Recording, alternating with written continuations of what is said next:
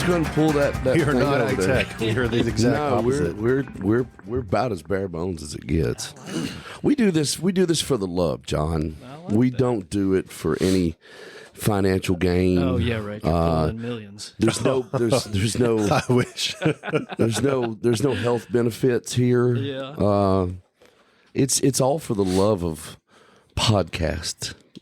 Well, I've got to say, I did not know about it Yeah. until Colt asked me. I've had a blast listening to it. Have you really? Did you actually listen? Because I have. nobody listens before they come in here. Oh, the Marshall Altman thing. Marshall was I almost great. had to pull over on the side of the road. He's talking about beating up a kid on a ski lift. Right? Yeah. Dude, Marshall. we tend to pull out the. Just go and put that wherever you want to, Colt. Yeah, I'm going to put it right here. God, You're supposed to just put it right on your face. Yeah. All right. We've had You some can interesting pull ones. it to you and get comfy. Yeah, you can sit back. Stay a while, John. Come on. We can edit out your sounds. I think. I'm not. I don't edit, so I feel like I'm getting interviewed. yeah, You- you're in trouble. Are you? You're keeping that core Nervous. warm. I see. You're keeping, Yeah. That's right. keeping your core all locked up there, I'm trying to hide that belly. dude. Getting old, man. Isn't that the best thing about a vest? It's the only reason That's I all wear it's it. good for. Yeah. I have a vest. It's a Patagonia, and I look at it every once in a while. I'm like, I feel chunky today. It could be 90 degrees. Yeah, Yeah. Pretty good in this thing. I love it. Pull it up a little closer to you. All right. Big fan. Don't be afraid of the big black thing in your face. Says Colt. Really, We have 4 sound effects. Don't get excited. We've already got one. No. is the boom boom boom included in those 4? No. Boom, boom, boom. Now let me hear you say, way-ho. Never I say gets boom, boom, old, boom. does Now it? everybody say, way-ho. Way-ho. I say boom, boom, boom. Now let me hear you say, way-ho. I did that just for David because it's his favorite soundbite. I would just watch it. I would be sitting here in the I chat think I could bored. watch you listening to that all day It's long. ridiculous. This made my day better. Yeah. She's so weird, and I'm here for it. Welcome to Twangtown. I am David Tolliver. And I am Colton Mursky. Tolleruski. And today we have with us John Ozier. All right. Man, we just started and we've got 2 sound effects. So Now it's a party. All you're, right. you're special right I now. feel like we're bringing the heat. You not many people get more than one. There you go. I think Abby Anderson got 4, just because she asked. Yeah, maybe. Yeah. Yeah, she's a She deserves fireball, it. that one. She's awesome, man. I love her. She's She's been great. writing incredible music. Yeah. She's a good kid. Yeah, she's finding herself, which is good. Yeah. She's I great. call her a kid because I feel like she's a kid. She is a kid. She's a kid. compared Yeah, to she's us. only, what'd she say? She's 28? She's like 14 years old. She's only She's not- 28. She's like 12 years old. Wow. Yeah, A Doug Johnson signing, that's right. Yeah. right? Yeah. Black Yeah. River. Yep. Sure was. Yeah. That must have been like one of Doug's first signings when he I went think over it there. was his first one. I remember him calling. Yeah. Went in and heard her play Crazy. with the piano. Yeah. We call him the Johnson. The Johnson. The We don't Johnson. call him anything like that. I gotta Yeah. watch what I say here today. No, you really don't. Our last week episode, it was chaos. We had another name for Doug, didn't we? Yeah. What was it? Well, I probably shouldn't Yeah, say we it. probably shouldn't. Why? Moving on. You Yeah. can't do that. Well, yeah. Yeah. Moving on. Jesus. This is why I didn't want to do this. Hey, no secrets are out yet. No secrets are out yet. Yeah. How you feel about Trump, John? Oh man, let's go. Oh, he's getting red. Back to that Doug Johnson comment. Yeah. Welcome. Thanks for coming in. Yeah, man. And being here, man. I've known you for a few years. I know Colt's known you for longer than that. Yeah. Gosh. 20 years now. When'd you start here? 20 years ago. 20 years? Yeah. I started here in 2002. Yeah. 05. October 05. 2002. Yeah. Yeah. That's wild. You started here at the same time I started at EMI. That's right. I kind of remember that. Holy shit. Yeah. That's so long ago. We're still here. It's like 23. Right. Still here. Yeah. I mean, Still some, kicking. there aren't many of us left. Still screaming. some of us have written number 1, some of us haven't. That's fine. Just go ahead and put that brag out there, John. Yeah, Yeah, there John. It's fine. I John know. is the jack of all trades. Yeah. He's done a little bit of everything. Was I that think. play on John and Jack? Yeah. 'Cause Unintentionally. what is that yeah. stupid thing that people like? I for the longest time I didn't know if John F. Kennedy's name was John or Jack. You know, it's That's like, a good question. Where is that? Where does that come from? They both John start or with Jack? J, Yeah. 4 letters, I guess. I think if we had had a boy, we'd have named him Jack. Yeah. Yep. Oh. But 2 girls, so Yeah. no Jack. What did you name him, John? Oh, that's right. You don't have a boy. Yeah, Never 2 mind. girls. Yeah. Just answered the question right after I said it. Well, you know, David's real first name is Jack. It is. Really? My first name is Jack. When did you start going back to David? I mean, I know When that I was original. I still born. know you as Detox. Oh, God. Touchy That's his subject. real name. No, It's it's Detox. not I at just all. always knew him as Detox. It's like all my old friends. I didn't know you as David. There were till- people that went for like 7, 8 years that didn't know my real name. I didn't. It's like Chris Young's mother still doesn't know my name. she called me Detox and Squirrel Hat Squirrel hat. because I had a hat with a squirrel on it. You Yeah. know, because it was posh back then. Yeah. But yeah, she was like, I didn't know your name was David Yeah. for like 5 years. It's just I don't know. It's very endearing to me now Yeah. because it's all my old friends, Yeah, that's how you know. and it's like I hear it and I go, I know that person really knows me. Yeah. Oh, you've known me a long time. Yeah, you've Yes. known me a while, and then some new people try to do it, and I'm bit. Yeah. No, you can't do that. Yeah. That's So not- EMI 2002? Yeah, 2000. Who signed you all? Ben Vaughn. Ben did, yeah. I was the first person Ben signed at EMI Wow. when he left Big Tractor. He's proud of that one. Really, I still get my red balance from them. It's awesome. I love it. Nice. I only owe like a kidney or something now. I think it's down to spleen and kidney. It's probably still 6 figures. No. Yeah, it is. Yeah. It for sure is. I guess they were doing big publishing deals back then. Yeah. Now, that 21. What did I? Well, my first publishing deal was like $21,000. Yeah. And I thought I was rich. That's good. I remember back in the day, Drew used to be real proud when we could sign someone for $12,000 a year. I remember that. It's like $1,000 a month. He That's signed all me they for need to nothing. live. He signed you For nothing. Well, Literally. You already had a job, though. I had a job. Then. So he was like, yeah. Ozier doesn't need money. He's making all that big curb money. Yeah, that's Yeah. right. Wow. Where are you from? I don't think I've ever known I'm this. from here. You're from you're in I'm a Nashville? 3rd generation Nashvilleian. Oh, shit. I am. Wow. I didn't know that. Yep. I I've lived guess- in like a 2-mile radius my whole life, pretty much. Huh. Man, you need to get out more. No kidding. Well, I went to University of Georgia, and That's true. That was enough. That's true. Oh. Yeah. Yeah. Fun fact about John. He was Fun a fact. pole vaulter at UGA. I have so I was many a pole jokes. vaulter. I have so many jokes. There's lots coming. I'm going to leave it alone, John. I'm not. He can't help himself. Come on, dude. Just let it go. Dude, did the pole ever snap on you? It actually did. Did it once. really? That terrifies me. It was pretty terrifying. I was at Overton High School, and I loved it because the last... My alumni. Let's go. Were you? Yeah. That's Yeah. where I graduated from. So, like, the last 10 meters of their pole vault ramp went downhill. Yeah. So you could go into that thing flying. Oh, yeah. And you put your left arm straight, and you pull the pole out. Yeah. It throws you upside down, and it snapped right there. Oh, It hit me right on the elbow. Ouch. One of the pieces went about 40 yards onto the football field. Oh. And I landed on my back. I That's was scary. fine. It was Did pretty you just scary. take the wind out of you? Just scares you a little bit. Did you land on the pad or I was landed it? on the pad. Yeah, I went straight through. But Good I've thing seen you're- guys that did not land on the pad. Right. Yeah. That would have been not That good. always terrified me. Because, I tried to pole vault back in the day. Did you really? Well, with like sticks in the woods. That's how it started. Yeah. Yeah. Bamboo stick. It never worked out then either for me. I didn't. That's pretty awesome. Yeah, it doesn't make a lot of sense. Let's No. run as fast as we can with a 16-foot pole that's about that thick. Yeah. Did Sticking you in the ever hit ground? your wiener on the bar on top? Probably. Because you know that Did you ever guy have in an the Olympic Olympics. highlight? Yeah. Yeah.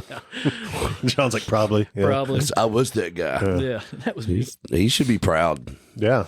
It's 3 big poles there. Nice. Sorry.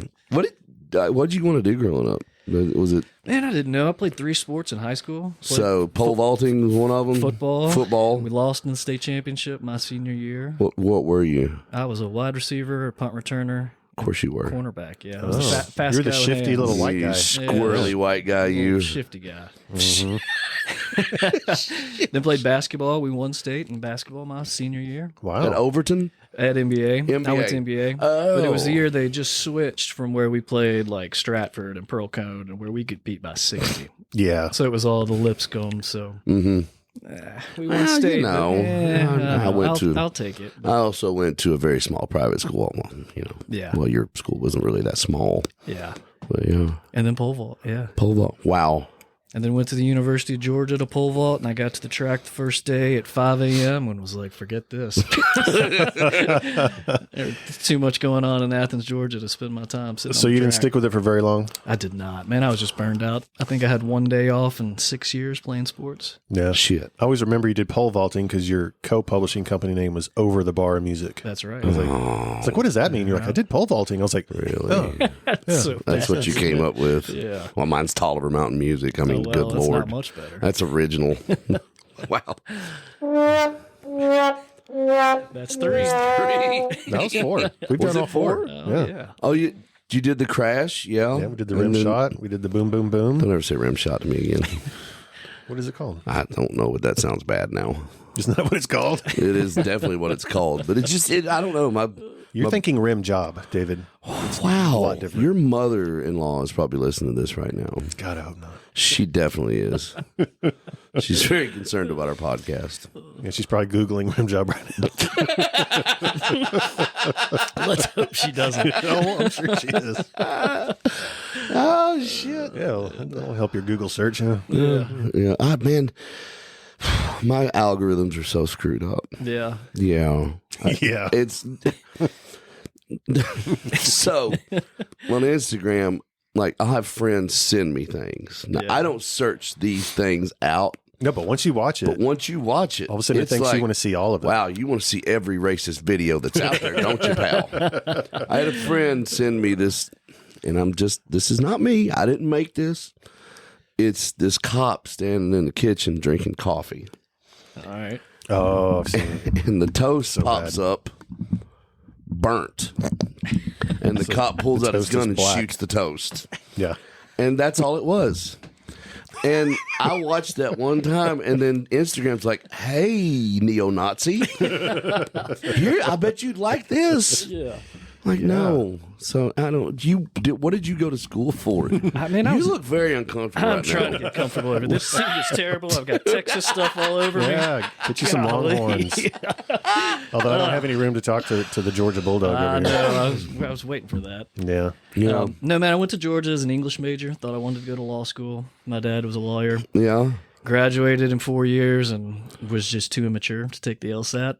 I was still too into music. Yeah. I spent probably 4 nights a week at the Georgia Theater Oh, nice. playing in bands. And I called my brother-in-law at the time, who was in Chapel Hill, and his best friend was running a company called Sugar Hill Records. I'll actually back up. I started as a sophomore at Georgia talking to Drew Alexander. Oh, did you really? Drew is my oldest sister's age. They grew up together. Oh, that's right. And That's then right. His brother Yeah. Will was my age. Yeah. And I called Drew, and he took me into Curb, and I remember he gave me some How Ketchum CDs and Yeah. Paul Brandt CDs, and I thought it was Tim McGraw, the Judds. Wow, I Throwback, forgot right? Paul Brandt was on. Was he? He was over Yeah, here. Curb put out a record on him. Oh, that was he had some. He had He was like a big deal in he's Canada. Canadian like heartthrob. Yeah, he was like Canadian Yeah. McGraw. Hold it right there. That's Say right. a word. Yep. Nice. Yeah. Thanks. You have an amazing musical recollection and That's knowledge. impressive. Jenna always says, why does your brain work like that? Just go straight to Paul Brandt songs. I can recall just stupid, obscure facts about movies from 1977 when I was 2 years old. Right. But I cannot remember what she said for me to get from the time I leave the couch to the kitchen. Yeah. She's like, how is this your superpower? Yeah. It's like you can sing Paul Brandt songs on not many people down here know who he is. No. No, I remember Anymore. years. I can do songs by years. That's You know, I can tell you another that was amazing. 2002. I don't know what year it is right now. Yeah. Yeah, that was late early 2000s. That was for early 2000s. Yeah, it was.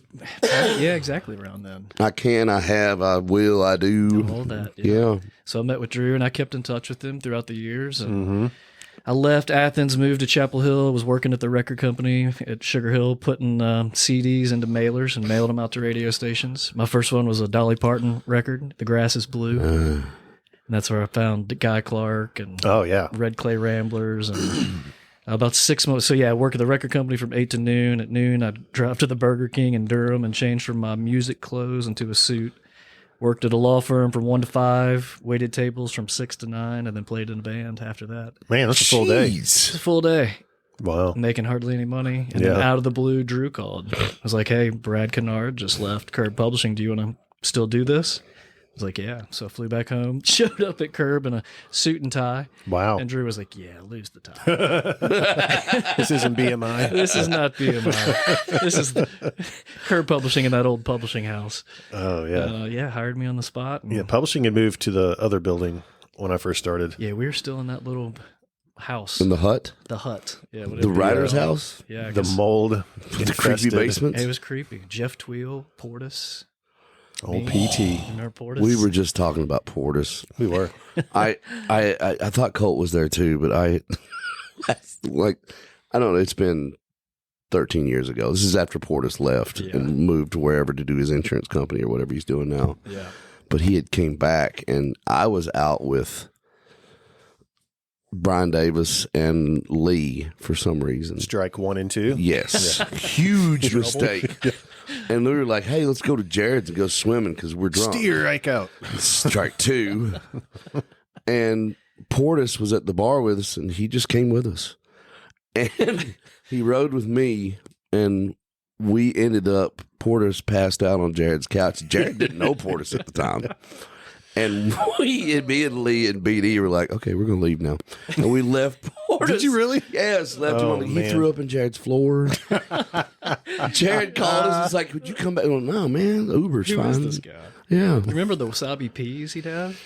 What was it? If he had too much to drink, he'd eat these peas that were coated in wasabi Oh, yeah. so it'd cover his breath. Oh, I It didn't know didn't about work. Yeah, It really didn't work. No, did It not just work. made his burn next day, you know? that. Yeah. It's Wow. not good for the acid reflux. Oh, Yeah. Portis. I always thought his name was dumb. I'm sorry if you're listening, Portis. It's a family name. It is. It's a a family weird family name. Portis was awesome. That was his Portis. middle name.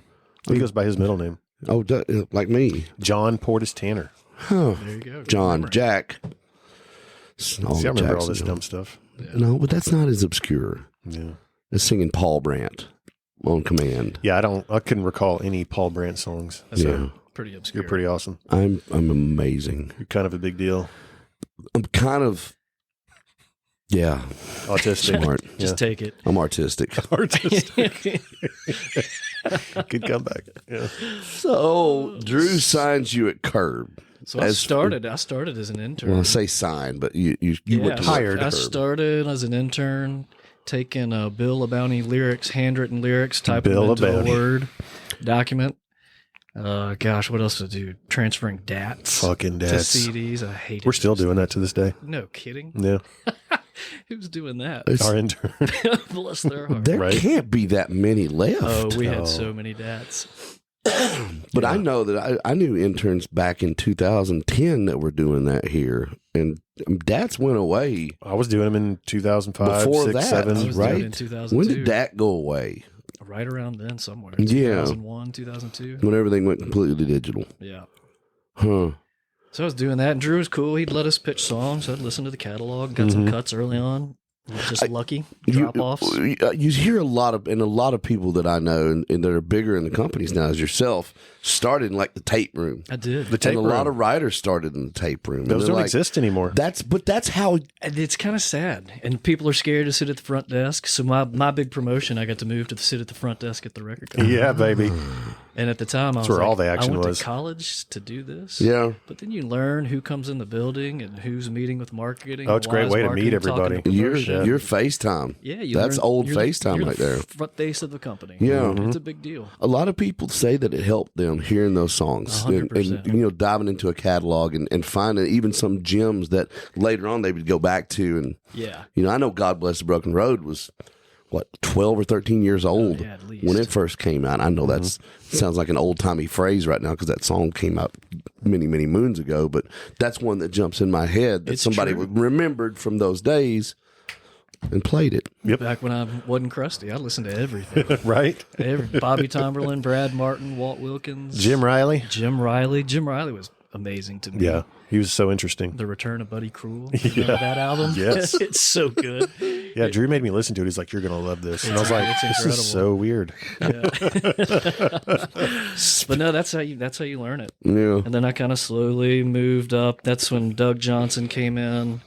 I don't know, 2007-ish, 2008. And I became the link between Curb Publishing and Curb Records, where my job is to get Curb published songs. You were working with Doug when I started in 05. So was it that long ago? Yeah. Okay. So were you were like tucked an away in a A&R? little- You were I a liaison? started as his assistant, basically. Yeah. And then it kind of morphed in my own A&R position. Yeah. Still working with Drew and you guys. Yeah. Kind of floating between the two. Yeah. Then I got into the company and realized there was no A&R admin department. So I just started an Excel spreadsheet and started keeping track of invoices and saved the company quite a bit of money. It's so amazing thinking, how such a big record label, because Curb was Record Label of the Year in 2001. Yeah. So like had some really serious stuff going on and just so poorly run And at the same there's time. a lot of money going What out do the you door. mean? And there was a certain producer who owned a studio and would rent equipment from himself and rent his own studio. That's brilliant. Right? Well, I caught it. Did you use John McBride after that? Wasn't John McBride. But yeah, we caught that, saved the company a lot of money in the first 18 months. And then Mike called and was like, so you have an ear for the right side of the brain and left side of the brain. You can do the creative, you can do the business. And that's then shortly after that, Doug left and Mike named me head of A&R. Yeah. And I'd still been writing songs since 2002. I mean, I'd come in early in the morning and I'd write with Chris Jansen at like 7:30 in the morning. We'd be done by 9. Crazy. See, I didn't, when I first met, I had no idea you were a writer. I mean, I came into I thought I wanted to be a writer, and I got in and I heard Doug Johnson and Walt Wilkins. I thought, oh shit, I'm Yeah. gonna learn the business yeah. real quick because Yeah. my songs Yeah. are But not you very you good. kind of like sneaky write, you know? I wrote at night, and You would at night, or you'd come in the writer house early in the morning, and yeah. yeah. And then I wrote a song I thought by myself called "Power of a Woman," oh yeah, and then went down to Rosemary late one Rosemary night. Quite a few drinks in us. Mhm. I played it for Lee, Brice, and Kyle Jacobs. And they were like, dude, can we help you finish that? I was like, yeah, why not? And they did, and Lee ended up cutting. that was a great song. Wow. Yeah, My first cut, first real cut. yeah, I just got a Hell little yeah. nauseous. You said Rosemary. Yeah. It'll do that too. Yeah. It's an interesting place. It's a fun place. Yeah, I missed the writers' retreat there. I do too. I do That too. was a different, It's a different some time. different Special experiences place. down there. It was a special place. Some people would just completely lose their clothes, you know? Some people broke collarbones. Yeah. Didn't Brian? BD? Something. I know he fell off a bike and lost part of his toe, and then Kyle broke, and We broke Kyle. Kyle didn't he break. broke more ribs than we could count. He did. Yeah. It was that black. There's a black spot like between. I thought you were going to a different place. No. Let me rephrase that. It was a dark spot. It had no street lamps when you were riding from Joe's house to Shades. Yeah. Yeah. It was Very kind dark. of like hold your breath and Yeah. Yeah. Wish for the best. hope you come out on the other side. After a few drinks, and then the ride back with Lee Brice. Yeah. God. Wound up in the bushes a couple times. Whoops. Thank God for bushes. Yeah. But I ended up naked in Rosemary one time. I think I heard about that. Yeah. You're not it the was- only one. I was the only one that almost went to jail and to find a predator or whatever those other shows were. yeah. What's that guy's name? Chris. there's What's two- his name? Huh? Chris Harrison? Yeah. Yeah. David? Nope, not him. Not me. Not me. Not me. Nope. My name's Jack. Oh, we just met you earlier. Not like this. Yeah. No, you did not. Speaking of Rosemary and writing songs, you were involved in quite a song in Hard to Rosemary. Love, yeah. How did that come about? Changed my life. Obviously. We were inside writing, Ben Glover, Billy, and I. Hmm. We were kind of pissed we weren't writing with Lee because we'd all gone down there to write with Lee, and he was outside with, I guess, Kyle and Joe. Yeah. Another group. Yeah, and we said, well, let's just write something we think Lee will cut. And let's write something as honest as possible. And I think I said I'm the most insensitive person in the world. And that's kind of ended up being the first line. Sounds like How a about first that? line. And then Ben Glover, Billy Montana hook, hard to love, hard to love. It's And that one happened quick. yeah. I think Ben did a quick guitar vocal, sent it to Lee, and And that's literally one of his biggest songs. it was a big It's one. like the It most changed my streamed life. song he has, right? Yeah. If not, if it's top 2 or 3 for sure. Yeah. 5 times platinum. Yeah. It's ridiculous. It's a big Can song. I borrow some money? Can I just have I'll just take the first 2 years profits from that song. Can I just have that? No, after the quarterly runs out. After it and- went down. Yeah. Yeah, After it yeah. decayed, yeah. No, before. Before the decay. But he wants the first big lump. Yeah, the first few big lumps would be great. They're big when it's you open them. Yeah. Literally mailbox money. It's like, oh my god. Yeah. It's a serious You check. do this right in I don't know songs. if you've heard the song Single Bells, but I'm ready. I'm ready for like a $20 or $30 check coming my way. There you go. Poor Ashley Gorley's done that, 80 times? I am so 80 tired of times. him. I am so tired of him. It's pretty wild. He needs to stop. Yeah. He needs to give somebody else a freaking chance. Well, you know he's dude. still competitive as ever. I know he is. competitive. I've heard he's called people like really pissed he didn't get the single, Yeah. and he It's- calms down. And Yeah. but he still And likes I to heard get he's still after it. writing He 2 or calls- 3 times a day. Oh yeah, Calls from his jet. his jet. probably. He literally. This is Air Gorley. Yeah. I have a buddy that his kids travel with Ashley's kids quite a bit. Yeah. And friends of family. And it's just like, it's a private jet. I'm like, I would too. Sure. I despise people in the airport that much. And that's all I want is a private jet. That's it. That Just- is it. That's the only thing I want in Let life. me walk onto the tarmac and get on. go. Yeah. Yeah, you're killing the earth. I've only got like 30 more years anyway, so it's fine. You guys can clean up after I'm gone. Yeah, even though after all the plane crashes, what in the world's going on? I don't know. Followed all this? Yeah, it's crazy. It's like one a day lately. Yeah. The people that one in that- Canada was trippy. the, That's pretty the wild. upside Yeah. down Turned one. upside down. I mean, The woman said we were hanging like bats. I mean, you know, like- in. skid landing is one thing, but then completely flipping over, it's like, oh, That's the move. And nobody got hurt. yeah. And they all got what, $80 or $100,000 each. Did they really? For some, it was something. Yeah, that's like, something like that. That's a lot of money, but I don't think that's enough. We call that That's like an album cut. hush hush Back in the day. In the day. In the 90s. Yeah. Yeah, yeah. Not anymore, John. Not anymore. It's all about the single. Oh God, I don't. So now that I'm thinking of it, you had another number one on a So writing that went- retreat. So crazy story. So I started at Curb October 2002. Yeah. Hard to Love went number one October 2012. Yeah. Almost 10 years to the day. Yeah. They say Nashville's a 10-year town. Yeah. Very true. And then you took me to Evans Mill to write with Tyler Farr and Philip LaRue. And I brought Tyler on very last minute. Someone backed out. I just happened to call his manager and be like, hey, any chance Tyler can join you? And they were like, yeah. And so he came in last minute. And we showed up into the room, and Tyler goes, "Hey man, y'all want to go fishing? My record's done." Did I he was really? like, Oh my God. "Man, I just left my pregnant wife at home with a kid. We were living out on a farm, and I was like, man, I don't want to go on this writing retreat." Yeah. And there's all those spiders at Evans Mill. I heard you have a thing with spiders. Fuck that place, They're dude. everywhere. Sorry, they're very nice people out there. The spiders are not. I was terrified. I was mortified. You don't understand my terror, just the physical agony I have being around a spider, especially the big old sons of hanging from the lights and all there's webs all over the railings, and I'm like, I cannot do this. Anyway, so Evans. Yeah, we sat down. Tyler said, "My record's pretty much done. Y'all want to go fishing?" We're like, "Man, can we please write something?" Yeah. And we wrote "Whiskey in My Water." Wow. Like an hour and a half. Yeah. An hour and 15 minutes. That sucks for you. Went I hate back. that you put in that much work and you get that much result out of it. We demoed that on like a Tuesday. And Catino cut it the next week, and it was Yeah. the next single right after Redneck Crazy. Yeah. Wow. Got lucky following that one. Yeah. That one probably shouldn't have been a number one, but I'll take it. Hey, Yeah, we'll take it.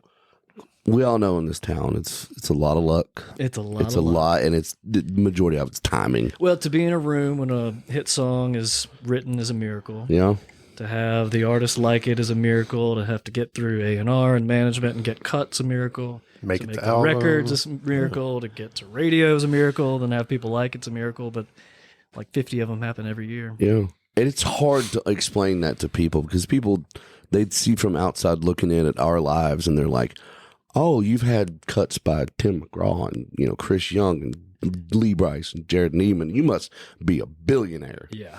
You're like, well, It's all about the singles. let me talk to you about that real quick. Yeah. No, It's that, just- that actually reminds me of Israelite sent out a post today of the DSP payouts. Oh just like- God, you're giving So me like the label gets 55%, the DSP gets 30%, and the songwriter publisher get 15%. Which is crazy because without songs, there's nothing to record, there's nothing to market, there's nothing to promote, there are no DSPs. Without songwriters, none of this exists. It's the craziest thing. It's such a we've talked about it at length on here before and had some very intelligent people say words that I have no idea what they're talking about. Yeah. David Israelite being one. Yeah, we had him on and we were just like, is it just going to like sitting in a Belmont classroom and just getting schooled? We're just like, I have never been so quiet in my whole life. He was so smart. I'm smart. I pride myself on being an intelligent person and very, have a great banter about myself. But this dude is so smart and so intimidating, but nice. I was the national chair of the Association of Independent Music Publishers, which he represents. He represents all publishers, independent majors, and I got stuck on the other side of an argument. It was a complete mistake. And it was not fun. You did not. It was not fun. Oh, I'm sorry. Yeah. Yeah, he could be a bulldog if he wants to be. He's scary. Be glad he's fighting for us. When you wear round glasses, you have to be smart. Yeah, and I think he's into like Taekwondo. Yeah, he's got big hands too. I'm like, you're like Jewish and smart and a lawyer, and you work for like the Secretary of Defense and shit. And I'm like, I don't want anything to do with you, but I'm glad you're on my side. Yeah, you want him on your team. Yeah. Yeah. Wow. Yeah. So you wrote a couple number 1 hits. I did. And then, was it 2012, 13? So you jumped ship? What? So 2013, yeah. Whiskey in My Water hadn't quite yet gone number 1, and I got a call from a guy in Canada. Said, hey, do you want to come run my publishing company in Nashville? And I said, no, but I'll come talk to you. And I met him at the Hutton and sat down with a guy named Robert Ott. And he explained how well the company was funded. They'd raised $500 million. And it was my chance to go run my own publishing company. Yeah. I knew Drew wasn't going anywhere. Right. They doubled my salary. Oh. Leaving here was hard. Mike was always really good to me. I got along extremely well with him. Yeah. But to have the opportunity to go run a company of 25, 30 writers, there's only 5 or 6 of those jobs in town. Tyler ended up being one of your writers. Tyler, how funny was that? Chris Jansen, signed Jordan Davis. Yeah. An incredible run there. Damn. So left Curb and started Olay in 2013. Had Arthur Buenahora not been there before me, I probably wouldn't have done it. Oh, yeah. But I just respect Arthur so much. He'd signed Miranda and Taylor Swift and Eric Church and Dirks and on and on. And so I thought, you know what, if Arthur's can do it, I'll try it. Yeah. Ended up having a really good run there. Hired Ben Strain and Lauren Liu and Mike Whalen. We had a pretty awesome team over there. We had about... I want to say we had 30 number 1s while I was there. Wow. A period of about 6 years. That's awesome. That's where I got into the catalog acquisition stuff. We bought Red Vinyl Records, which is the Gallimores company, which is how we picked up Chris Jansen. We picked up Hunzi's company, Parallel Music. We bought some really strategic catalogs. Did a deal with Tony Martin. Yeah. I ended up getting an Aldine number 1 out of that. Yeah. So all the catalog stuff was good. The frontline stuff was good. And then in 2017, I get a call from a banker. He's like, dude, I heard Olay's on the market. I was like, oh, really? How'd you hear that? And he said, well, we're actually shopping it. Oh. I was like, oh, that's good. Good to know. Nobody told you, huh? I've got to know. Nobody knew. Had 2 young kids at home. God. So at the end of 2017, I was approached by 2 private equity guys out of New York. And I went out to raise $100 million to go start my own company to buy a catalog. Jeez, how do you even do that? It's a lot. So 2018, I was still running Olay Nashville. There were days I would pull into the back parking lot at Olay at 5:30 in the morning, go in, turn my lights on, turn my computer on, walk out the front door, Uber to B&A, fly to LaGuardia, taxi to Wall Street, do 2 morning meetings, a lunch meeting, an early afternoon meeting, go back to LaGuardia, back to B&A, and I'd get back to Olay at 6:30 at night, and my staff would be coming back from having beers, and they're like, Ozier, where have you been? We hadn't seen you all day. It's like, man, I've just been out doing meetings. Wow. I just didn't tell them I was in New York. Yeah. Golly, that's some spy shit right there. So 2018, it was a lot. And living a double life, and it's not very comfortable. But 2 young kids at home, back against the wall, and knowing that when your company gets bought, the odds of you staying are probably Slim to none. not pretty good. Yeah. So being proactive is probably a good way to go That's about all, that. that's right all there. I had to do. Yeah. Back in the corner and just started swinging. $100 million. So fast forward to November of that year, the process draws out forever. You got to put together decks. They call them sims that talk about the industry. You're going out and trying to educate these people on why they should invest in music and why copyrights are a good investment and how they're uncorrelated to the markets and all that financial mumbo jumbo. I learned a ton. And Yeah, then- I'm like, I would not even know where to begin to do any of that. it's a lot. do Well, you in need? terms I of need talking money. about music as an asset. Yeah. I want to buy songs. That's Yeah. it. You go through COVID, you go through interest rates go up and down, and Yeah. copyrights just continue to pay. Like Yeah. Hard to Love, it's an annuity. I know pretty much to the penny how much I'm going to make each quarter on it. Yeah.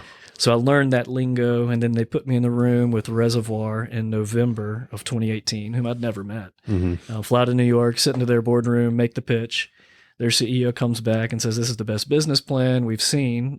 We've wanted to start a Nashville office for 10 years. We've just never found the right person.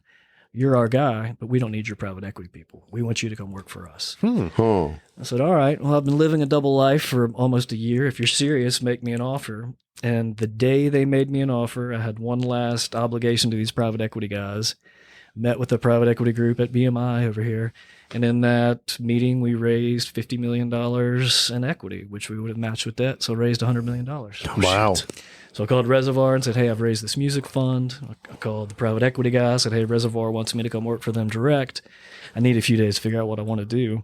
And the more I thought about it, I wanted to be around the songwriters, and working for the private equity people at that time didn't feel right. Interest rates were starting to shift in a negative way. And so I ended up turning that fund down and started the Reservoir Nashville office April 1, 2019. Do you think they'd still want to buy somebody's catalog 100%. $100 million? Maybe not for 100. I got one. I'll sell them mine right now. It's a hell of a catalog, Dave. It is a hell of a catalog. You've had a ton of cuts. Ton of cuts, John. 3 singles. 3. 3. There's nothing you can do about that. There's though. absolutely it's nothing just you the can do way about the that. cookie crumbles. I'm still here. Yeah. I've been in this business for the better part of 23 years professionally Yeah. as a signed writer. Are you still touring any? Well, we played. We actually played more shows the past couple of years than we did the 5 years before that. No kidding. We joke quite a bit on and off stage about it, but we have made a career out of one song that was a top 40. That's it. Y'all are one badass, though. Thank you. Yeah, you It guys was are like- really good. You were the talk of the town. Like, Yeah, I remember it. No, man, it's just one of those things that certain things happen for reasons, and Yeah. I have no ill will toward it. I've had so much fun in this town doing what I'm doing and still doing it. Yeah. And I don't care if I ever have a number one. I'd love to have a few number ones just for my kids. Yeah. You know what I mean? I do. Yeah. But other than that, I'm very, very happy Yeah. with how my Y'all were life has doing turned a out. country rock thing. Yeah, we before were anybody. We were, Oh, yeah. we were pretty You were hard before probably that. a little. We were we were little- on the edge. Yeah. And now, A if little too you soon. came out, it was like it's just no-brainer. it's normal. Yeah, it was like Mr. Mom Land when you were trying to be famous. I have no idea what that means. Lone is Star, that? Mr. Mom. Oh yeah, Yeah. sippy cup. That Yeah. was that a Cosmic Mule? Yeah, yeah. I don't know how I remember that. I remember Very good hearing that. memory. Yeah. I remember hearing But that that's like where line country music was at. and though. getting Yeah. physically angry. Hearing sippy cup and wanting to just reach through and grab Richie McDonald's tongue and pull it out of his It's like mouth. soccer mom country. Yeah, I remember it was like a face because I remember Doug Johnson wrote a song called "If Harley Made a Minivan." I remember that one Do you too. remember that? I do. and what's his What about Rodney? Couch Time? Dude, couch time. Boy, Forever Forever. classic. So Colt and I, we still do That was to a this Jill day. song, Whenever wasn't a writer turns in a song, it's a Yeah. little questionable. We still send If it someone back and sends forth in a to real each other. shitty song, I'll send it to Ozier. Or Ozier will send me the one. best. That never gets old, It's the man. best. What was It's that like, did thing that- somebody really write this? I want to find this, and I haven't seen it in years. But it was back when you had to have CDs, and it was A&R Hell. Remember those used to Capital. float I around? used to contribute to Capitol those. Records. Yeah, I had one and I lost it, and I cannot find it. I used to have almost the whole collection. And the one I wanted, the first song was somebody sampled a Tina Turner record, and it's just this dude on there going, "Yeah, sing it, Tina," and that's all it was. He sent a Tina Turner song in, just overdubbed his vocal on it. Do you remember before we all had like smartphones? How people used to call our office phones and leave voicemails all the time. We used to get the and craziest. We'd send all these wild, wacky people's voicemails to each other. People were crazy. I remember this one girl just started singing a U2 song, and it was like so awful and breathy. We were just like, "What is this?" Yeah, there's some crazy people out there. You know what? When I first signed it or first started working at Curb, it was such a wild place in that 48 building. Yeah, I remember just the most random people would show up. Oh, who was there was a woman that used to walk down Music Road. Dusty Rhodes. Yeah. Yes. I was sitting at the front desk and I saw her walk by and I was like, "Is she naked?" Yeah. I remember one time it was during fanfare. And it's like 100 degrees outside, and these two women from Minnesota come in and they're wearing sweaters and they have Blue County written across the chest. And they walk in. And I just happened to be standing up by the front desk talking to whoever's at the front desk. And they're like, "Hey, is Blue County here?" And we're like, "Oh, yeah, they're in the closet. We'll go get them for you." They're wearing sweaters, custom like Blue County sweaters good little in the girls. summer. And I'm just like, what is happening? Yeah. What was the others? I love both them boys. Man, that was a fun time. That song. Good little That's girls. cool. That's cool. I Yeah. made so much fun of them for that song. What was Doug had a cut on there? It was a great song. Oh, yeah. What was that? Rocket Ship was in the lyric. I forget now. Yeah. Those are fun days, man. Remember I miss Hank that. 3? Oh, yeah. When he would show up? Oh, yeah. Or one time he threw a brick through the glass I was going door. to say we had to lock the doors. Of course he did. Well, yeah, and he threw a brick through it. Was he wanting his monies? I don't know. You would know better than I would. He would just show up getting Just so angry. mad. Yeah, I think he was always wanting money. Yeah. Nice. Yeah, my first time in the studio was at Curb. Doug was producing Hank Jr., and I grew up a huge Bo Cephas fan. And they were looking for a lyric to That's How They Do It in Dixie. Oh, yeah. So I printed it out from Curb and I ran it down the street. Yeah. What is it? The studio down by the interstate where they still had catering back then. Oh, Nice. wow. And I walk into the control room and Hank's in there holding court talking about football. And he knew everything about the Vols and the Dogs and the Titans. And I was thinking, how does he know all this about football? And I forgot. Are you ready for some football? Yeah. And he was Yeah. in the thick of it. Yeah, he was. So I hand him the lyric. He goes back into the vocal booth and they start cutting vocal. And That's How They Do It in Dixie. And about halfway through, he kind of steps back from the mic and he grabs his phone and he says, "Hello." And I can hear him go, "God damn it." And he throws his phone against the wall, throws the mic on the ground, gets up, walks out, and leaves. And I thought, man, what have I gotten myself into? It's the first time I've ever been into the studio. And I think he'd found out one of his friends or wives had fallen off the wagon. And he went out, got in the car with Kurt Webster, and drove off. Jeez. I thought, Kurt Webster. yeah, Haven't heard that name in a minute. we Yeah. have. He was my publicist at one point. Was he really? Yeah. He was everybody's yeah. publicist. Yeah. Yeah. Yep. Anyway, Yeah, back old Curb days. Yeah. We could tell stories on There's that all so day. many stories. There's lots. dude, It was fun, man. It was like kind of like a family. Oh, yeah. It was so much smaller then. And yeah, it was funny. I remember Liz Kavanaugh. Oh yeah. She used to like forge Tim McGraw and Leanne Rimes' autograph on all these 8x10s and send them out to people. The all first the time I went to LA was with Liz. Was it really? And she's the worst driver ever. Liz, if you're listening, you still are the worst driver ever. She almost killed us on the 405. Jeez. Yeah. Wow. I drove in LA last year, the first time. It's I like did well. driving here. It's, man, I hear you love the traffic here too. I hate these people. You and me both. I love this town. I do. And I love the citizens of this town. Yeah. But when they get behind a wheel, and there's so many of us now, where did all these people come from? I understand the biologics behind it. However, why are they here? We need to figure that out. And how do we get rid of half of them? Thanos had a pretty Was good he onto plan. something? He was on to something. I don't want to kill him, make him go away, but I'd love to snap my fingers and have people be out of this town between 3:30 and 7:30. Yeah. Yeah, that's- Monday through It's a nice Friday. 4-hour window. Yeah. Driving over here was like battle. Yeah. Crazy.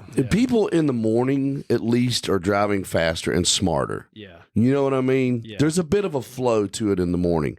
There is just chaos and window licking in the afternoon. People get stupid at Window work. licking. They're eating crayons on the interstate. Yes.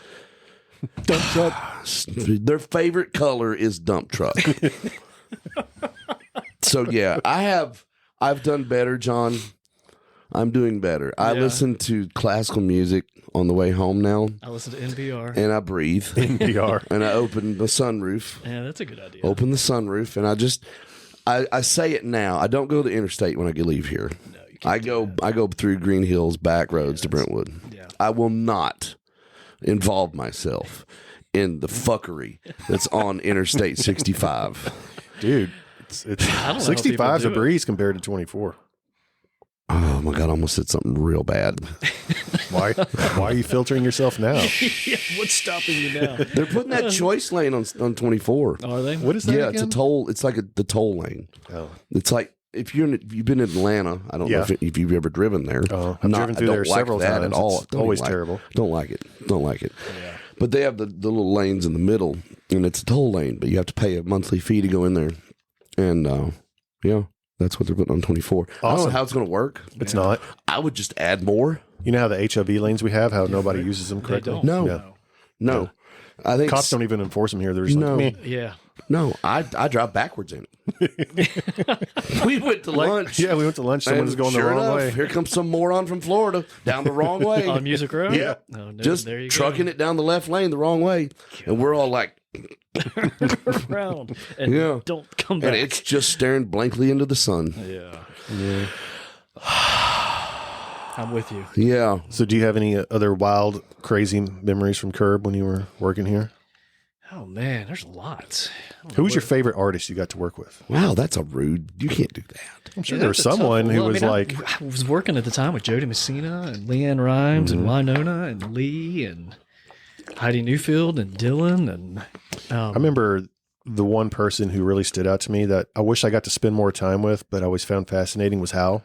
I loved Hal Ketchum. He was so cool. I almost managed Hal. Did you really? Yeah. Glad I did not. Yeah. Yeah. It lasted long. But he was an awesome guy. He was Yeah. an interesting cat, man. He was an interesting cat.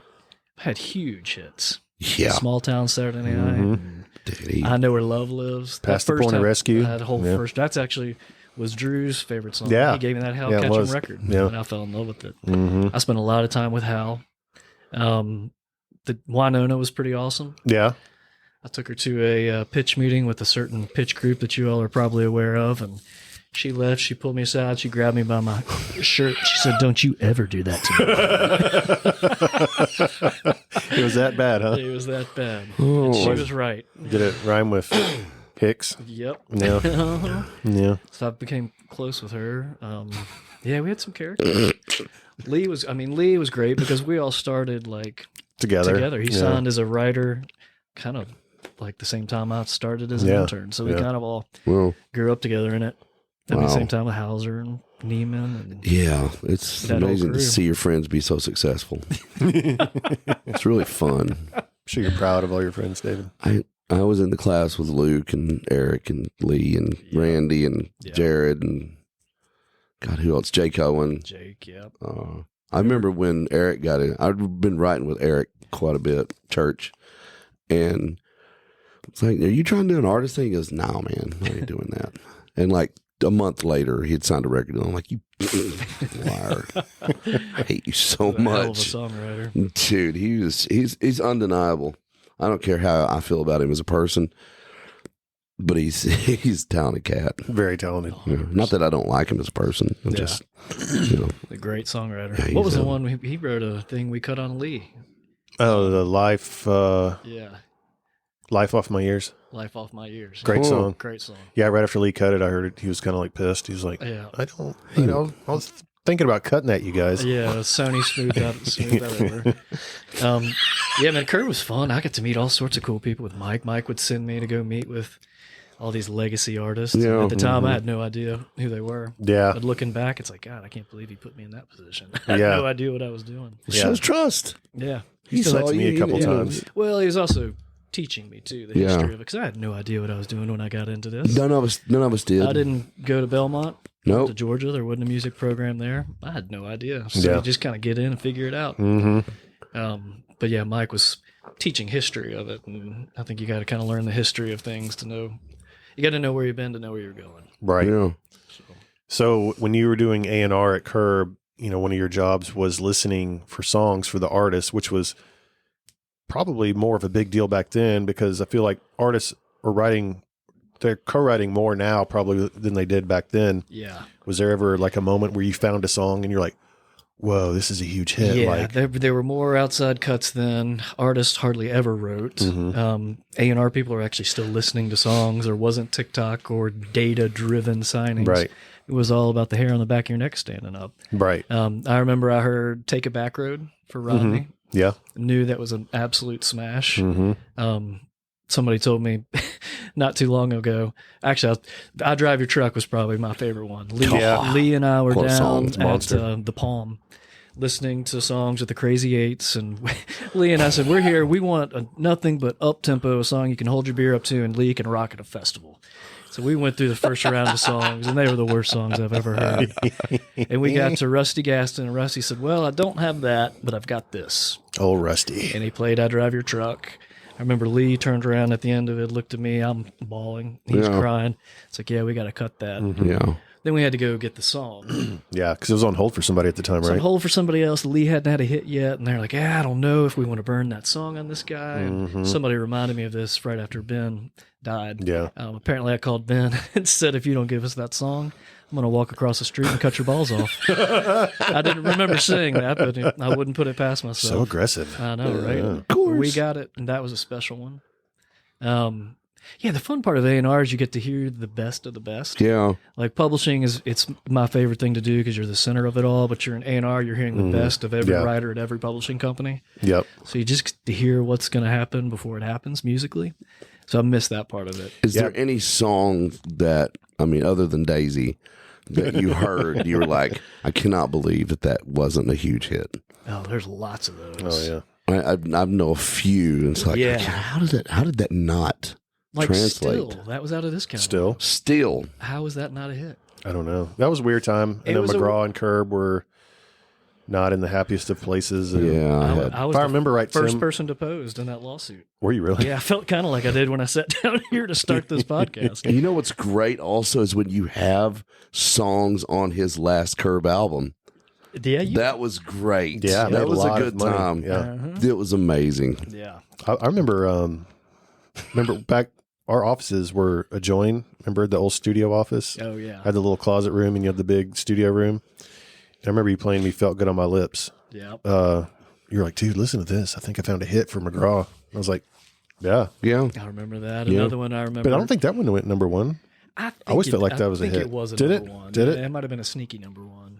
Another was, you remember Sneaky McGraw. Lee and Rhymes probably wouldn't be this way. Oh, yeah. Tammy Kidd. Tammy Kidd and John That was a great John song. Kennedy. John Right? Yes. Kennedy. I remember hearing that Wow, demo. I forgot about him. I forgot he lived. You know what I mean? You ever forget Yeah. people were alive at one time? Yeah. Well, he still is, I think. No, he was a good dude. Yeah. Yeah. I hadn't seen him forever. Huge head. Huge melon. With that demo, Tammy Kidd's vocals just Yeah. stupid. Tammy killed it. Yeah. Yeah. She was That great. another big one. Yeah, those are fun times. I'm looking up Felt Good on My Lips right now. That was the See if Beavers. It was a. The Beavers. It was yeah. the Beavers. Yep. We were out on that tour. He played that song. I mean, More Than a Memory, looking over here, Colt. Yeah. That was a big year for us. So it was Friday afternoon at probably 2 or 3 o'clock, and I walked into the old publishing house, and Lee and Kyle and Billy were in there, and they said, "Hey, man, check this out. We got a verse chorus of that." And Yeah. they played a verse chorus of More Than a Memory. Yeah. And I remember losing my mind. It's Yeah. like, you guys do not leave until you finish that song. Yeah. That was a huge song. I mean, we even knew it then. I remember the first time I heard it, I was like, That demo. whoa. And I mean, I was like 2 years into my career, but I was like, oh, this is a smash. Yeah. Yeah. It was Tim McGraw's 24th number one. There you go. Was it really? Yep. Do you remember the Garth #1 party? We had Yeah. a plaque for Garth that was, it was Giant. huge, giant. It was like 10 feet by 10 feet. Yeah. And I was nervous sitting up next to Garth. It was my first #1 party in 2007, 2008. Yeah. I was sitting on stage holding this thing, my hands shaking anyways, and I was shaking like this. And Garth leaned over and said, "Son, do you need some help with that?" So actually, it's for you, Mr. Garth. Mr. Garth. Mr. Garth. I saw him like 10 years later, and we were at an ASCAP, at the ASCAP Awards. Yeah. He said, "I remember you all shaky hands." Are you Like, serious? really? Damn. Really? Oh, Asshole. He did. old Troy Al. I remember when we went over to the studio to listen to the cut for the first time. Yep. The first time I'd ever been starstruck was when we met Garth. We were, he was talking to us, and we did a group picture and had like this old school camera, and my hands were shaking. And I was like, "What the fuck?" He's a very intimidating fella, Yeah. but not. But not. But not. For some reason, every time I go to the ASCAP Awards, I always end up with him in a corner. And That's we weird. just sit and just chit chat. That'd be very weird these days. Down to, What'd you say? Sorry, I said that'd be very weird of him these days. Oh, yeah. Yeah, I don't. No, it's fine. He's fine. yeah. No Garth. You got Garthed. You got Garthed. Yeah. I did. He's really one of the nicest super celebrities I've ever met in my life. 100%. Just soft spoken when he's out of that, Garth. public thing. When it's just you. I mean, He's pretty just- chill. it was me and Totally him and chill. Kent Blasey one time, and Yeah, there you go. at Kent's house, and he was just. I mean, that's the reason I do country music. So Yeah. I was enamored. But this man would just sit down and play guitar, and he would just talk real low to you and just, want to know about you. And, Yeah. and he was just a super dude. So besides Garth, I know you've had the opportunity to meet a lot of other people. Anybody you're like, wow, I can't believe I'm meeting or talking with this person. I don't know, man. I've been doing it for so long, you kind of get numb to it. Yeah. And now I feel like the old guy. Like I went to a Red Farron show at BMI Yeah. last, 6 months ago, and Yeah. I was the only one not in a tank top, Waylon Jennings t-shirt Yeah. with jeans, boots, a mullet, and Yeah. tattoos. And I was Right. like, man, overnight I've turned into the old guy. Dude, I'm right there with you, man. We did a writing retreat with him, and I thought he worked for like Jack Daniels. I mean, he's one of my favorite new artists. He's a really incredible. super dude. I mean, he is country as could be. Motocross guy. At that point, you realize I'm kind of the old guy. These could be like my kids. Nowadays, how active are you on like the hands-on, like song pitching, writer signing, like day-to-day publishing all the activities? writer signings. So the first people I signed at Olay were Tyler Farr and Josh Dorr. And I didn't know what it was like to run a publishing company, and I did nothing for them day to day. Yeah. It was a real lesson learned. So from then on, I'll never sign a writer if my staff's not into it. Right. Because they're going to be the ones doing the heavy lifting and Right. setting up the co-writes and taking the phone calls at 10 o'clock at night. So I've kind of got that 100% policy. If everybody's not into it, we're not doing it. Yeah. So I learned that one the hard way. Yeah.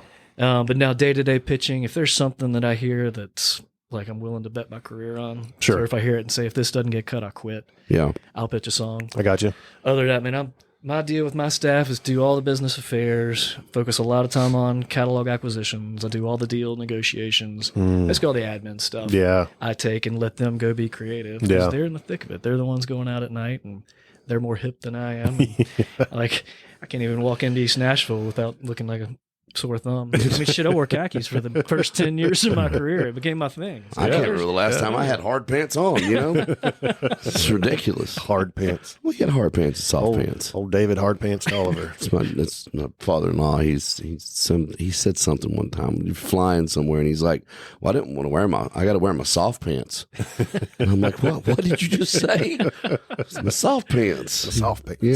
Yeah. No, so I don't get to do the fun, creative stuff anymore. But signing writers is still fun. And Yeah. seeing young creatives get excited about writers, that's gratifying. Yeah. One of our guys just had his first #1, John Decius, with Wilson 4x4 by Yeah. You. Great song. Great song. Just saw it on a commercial the other day. There you go. Congratulations. Yep, it's a big one. We just had Rob Ragasta, who had Need a Favor with Jelly Roll. Yeah. It's all coming full circle. Like, we bought a company when I was at Olay called Jingle Punks, and at the time Jelly Roll was writing for them. Oh shit. But wow. he was in a full pub deal, and they were taking 100% of his writer's share, Holy shit. and he was in a release commitment deal, which means he had to have so many cuts to get out of it. Oh, yeah. And so I went to our CEO at the time and said, "Hey, we got to let this guy out. This is like Good This is Lord. not okay." And we let him out. And fast forward 8 years later, I was backstage at the Opry about 18 months ago, And Jelly walks in. He's got his whole crew with him. They brought a film crew. And Did you know him well at the time? well, he looked up. He goes, John fucking Ozier, get over here, brother. And he picked me up off the ground and he swung me around like that. Yeah. And he said, this guy got me out of the worst deal I was ever in. If Wow. it weren't for him, I wouldn't be where I am Wow. today. I own my own masters and my own publishing now, thanks I'm to this. pretty sure I heard him talking about this the other day on some interview. So he said that, and I was like, man, he remembered. That was 8 years ago. Yeah. And I walked. So you're his hero, but I'm sure the people he worked for were like, John, what the hell did you do? Well, I walked out of. Good move, bro. Well, I snuck out of the Opry, and he was out in the parking lot. And he's like, hey, dude, seriously, is there anything I can do for you? And I was like, yeah, actually, we're trying to sign this guy named Rob Ragosta, who wrote Need a Favor. He said, it's my next single. I got you. And he picked up the phone right there, called Rob. He's like, man, you need to sign with John Ozier and Reservoir. That's awesome, man. I've heard nothing but great stories from him, like publicly and private, and he just seems like the real deal. He's the real deal. He remembered that 8 years later, and because of that, we signed Rob. He just seems so grateful for every opportunity he's received, and he's given back so much to the community and everyone else around him. Yeah. It's just cool to keep hearing stories like that. Any more real than Jelly Roll. Yeah. But yeah, for somebody to remember that small thing. Yeah. That was a big thing for him. Well, yeah, had and it was a jobs. big thing for us. Yeah. So And he's a big thing. that's It's it. getting smaller, though. He's Yeah. he getting lost like healthy. 145 He pounds, has, man. which is nuts. I wonder if he's doing Ozempic. Probably. Probably. I mean, But he's been working out a lot, too. well, yeah. I mean, you can't not do something and take it, I think. I don't know. I'm not taking it, obviously. Yeah. Well, it shows you got to treat people well. Sure. It always comes back around. You know? Yeah. Good karma will always come back around. Well, this town is very small. Well, it is. It's all And relationships. there's quite a bit of memory here, too. People don't forget anything in this. People really don't forget things. I mean, even from 25 years ago. Nope. And it just, you do have to treat people. And don't be a dick. Yeah. You know, don't take advantage of people. Treat people like you would like to be treated in this town, and it will take care of you. 100%. And if you don't, you're going to get a bad name. I'm just telling you. And you don't want that. No. I've had that. Yeah. It's not fun. Don't agree with me You're a bad about person. me. I'm not a bad person. Yeah. Yeah. What do you got going on right now that you're very excited I was about? going to say, when we first scheduled this, you're like, hey, let's reschedule. I've got something cool going on. What's cool that's going on? Cooking. Just got reelected as Nashville Chapter President for the AIMP. Yeah. Congratulations. This will be year 9 and 10. Yeah. It's thankless work. It's an unpaid board position that takes up a lot of time, Yeah. a lot of drama, but it's to go fight for songwriters and publishers. It's an important thing to do. For sure. And I deal with New York and LA all day, every day. So the people I know in those communities has grown. So once again, you kind of get out of it what you put into it. Yeah. So that's been good. And man, we've started off the year great. We've had 2 country number ones. We Nice. had the Parmalee number 1. Yeah. Then we had the Lainey Wilson. Yeah. We just had Sabrina Carpenter's Espresso. Nice. We got the Morgan Wallen Smile. Wow. Mm-hmm. We got Avery Anna, Sam Barber, Indigo. We got the Shabuzi, Paul Cawthon, Last of My Kind. Nice. We got the new Parmalee single. We're cooking, man. Cowboy Killer.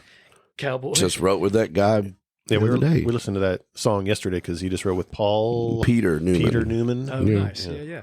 Oh, sure did. Nice guy. From Newfoundland. Newfoundland. There you go. It's got that weird accent sometimes. It's so cool. I can pick them out. I've worked for Canadian companies. Newfoundland is a different place. Yeah. It's almost like the chef from the Muppets, you know. And he started talking. I'm like, "You're from Newfoundland, aren't you?" He goes, "Yes, I am." How could you tell? I was like, "Because I watch Alone, that TV show, and there's a dude on it from Newfoundland last season, and he talked like you but worse." Yeah. But yeah. What else you got, Colt? I don't know. John, thank you for coming in here. Yeah, man. It's John. Now, what we're going to have you do now is spin a wheel of shame. Don't worry.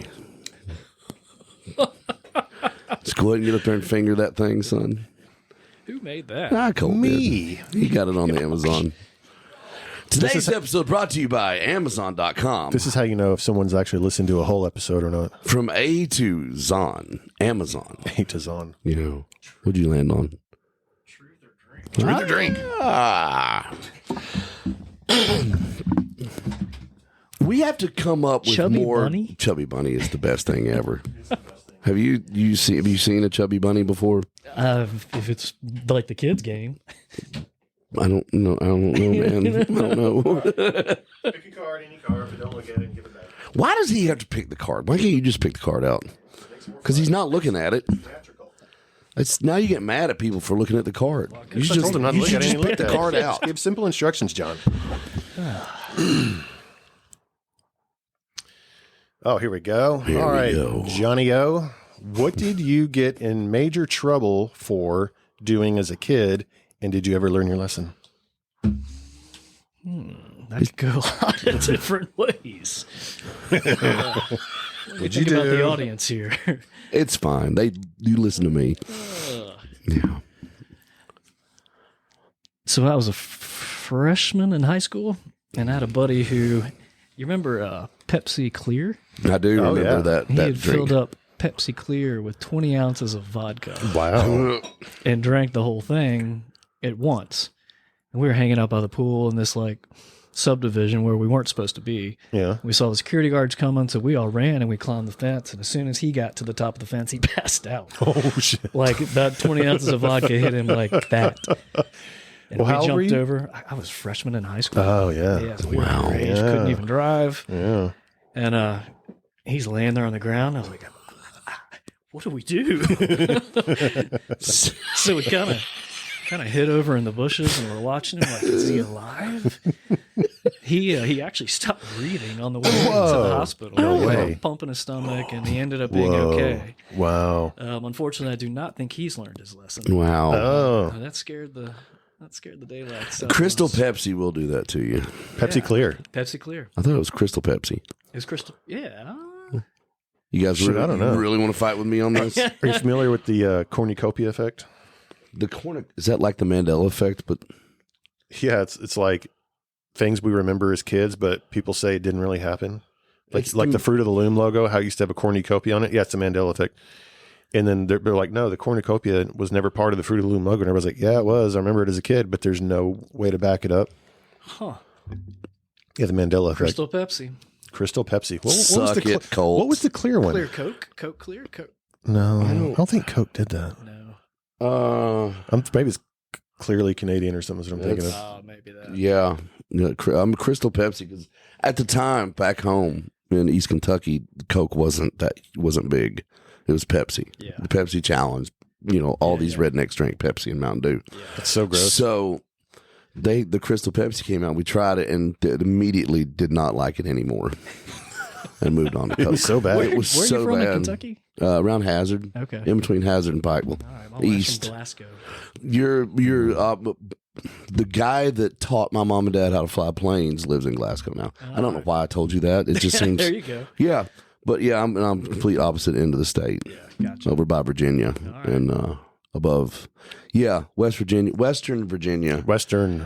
Virginia, and North Carolina and Tennessee all come together over there. And, yeah.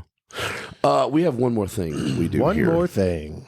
So what I have here is our What you official have? Twangtown initiation, John. Initiation, John. What I have here is a bottle of Atomic Rhino smelling salts. Yeah, So what I'm going to do is I'm going to take the lid off. You're going to hold it right here and go, and that's it. we need a big proper man sniff. Yeah, don't be a big weenie about it. This feels like a terrible idea. Be a real. Right here? Yep. Yep. Sniff. Oh, my. I hadn't felt that alive. Buddy, we have to get that close up. That's probably the best one yet.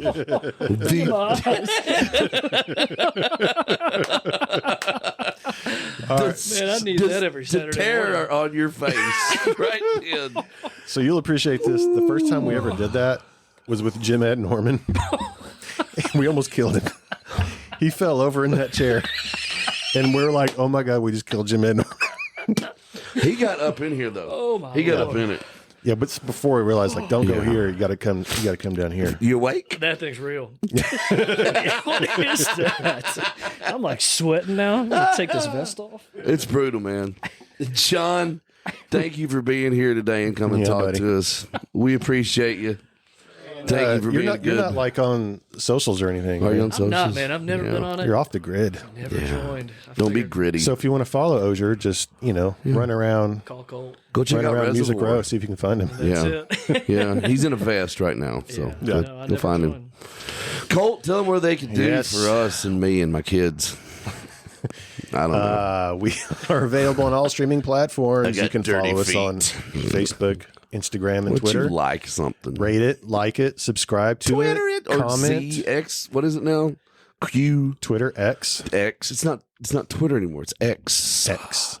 Still X. feels weird calling it X. It does. I don't even call him Elon. What do you call him? E. You know. It still feels weird. My nerves. And on that note, thank y'all. See ya. Bye, everybody.